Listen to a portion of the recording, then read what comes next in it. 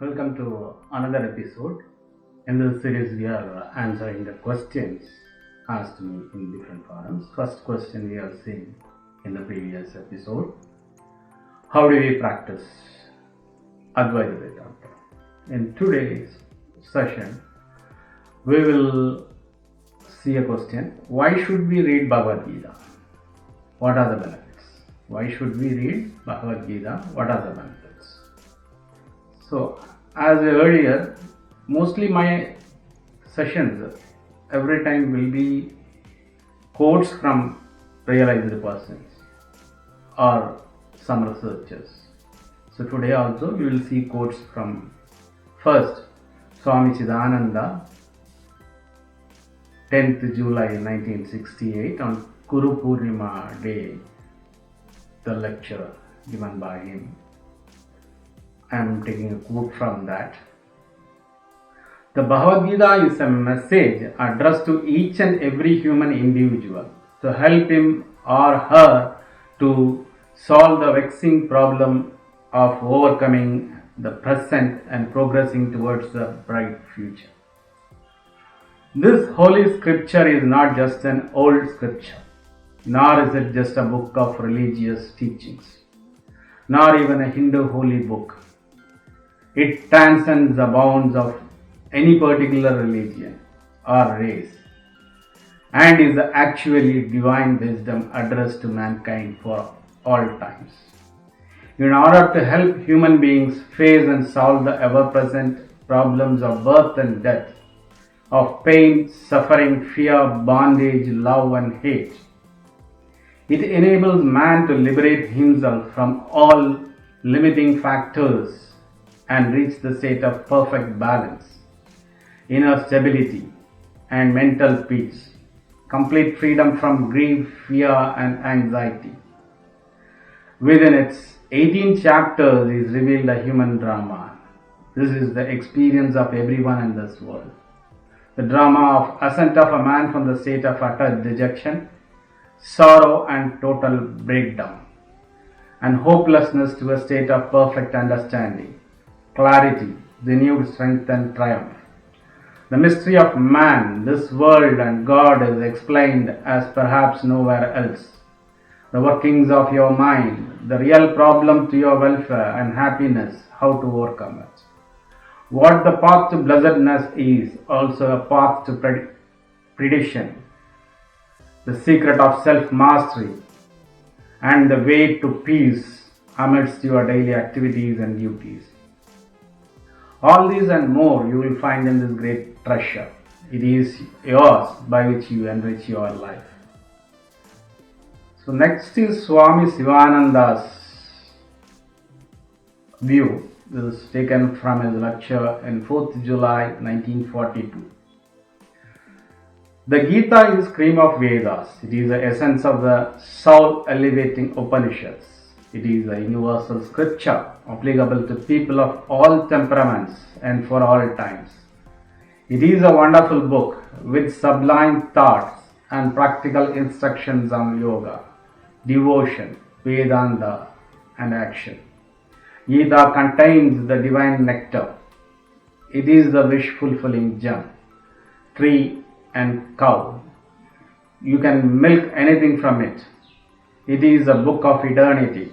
It is not a catch penny book. With a life like that of a mushroom, it can be one's constant companion of life.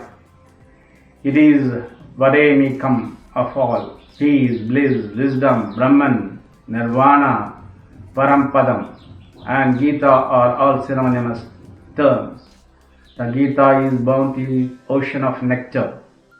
It is the immortal celestial fruit of the Upanishadic tree. If all the Upanishads should represent cows, Sri Krishna is the milk cow. Arjuna is the calf who first tasted the milk of wisdom by the self, milk by the divine cowherd for the benefit of all humanity. This milk is Bhagavad Gita. It solves not only Arjuna's problems and doubts, but also the world's problems and those of every individual. The Bhagavad Gita formulates the theories of three paths without creating any conflict among them. It harmonizes most wonderfully the philosophy of action, devotion, and knowledge. All three must be harmoniously blended if you wish to attain perfection. You should have head of Sri Shankara, heart of Lord Buddha, and the hand of Janaka.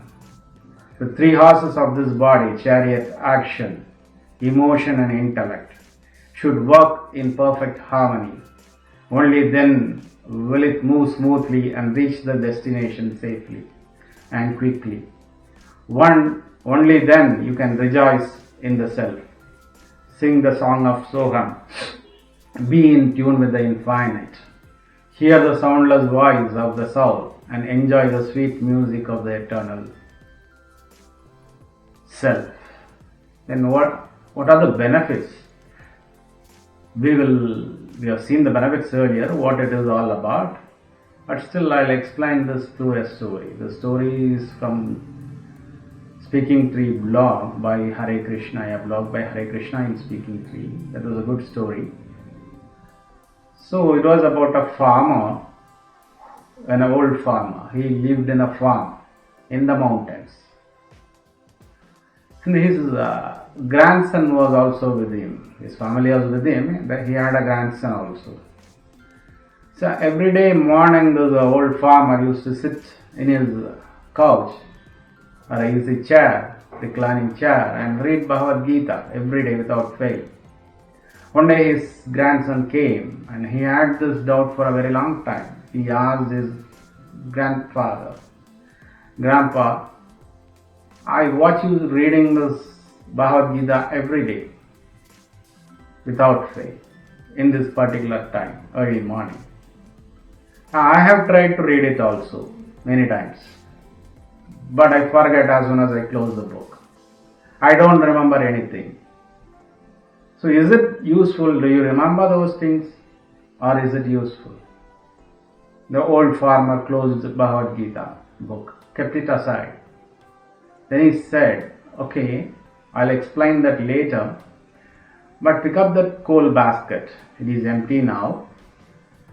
Just go and bring some water from the rivulet which is in our farm. You know the coal basket. It is full of openings or holes. It is not a closed basket. It is full of openings." So the young boy took the basket, immersed in the river, came back. But as soon as he took out of the river, within few seconds, the total basket is empty. There was no water in it.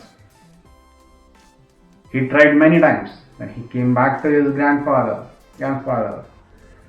the water gets emptied from the basket, coal basket.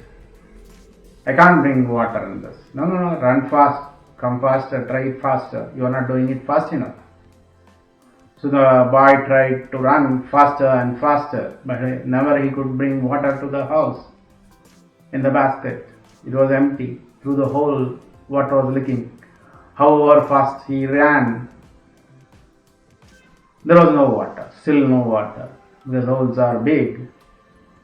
It emptied immediately, however fast he ran. He did it many times. He tried it many times, repeated it many times, but still no water.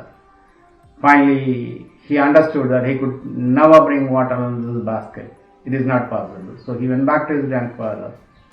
"Grandfather, it is of no use.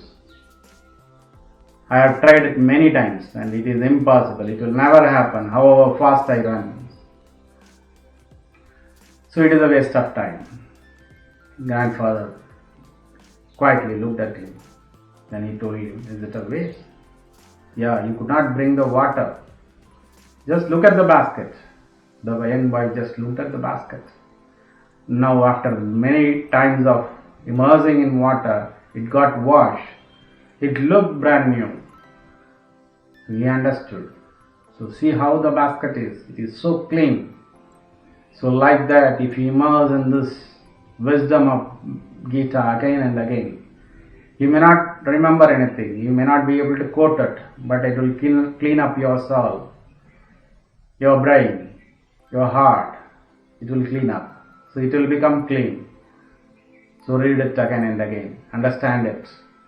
So that will clean up your heart. So that is the story.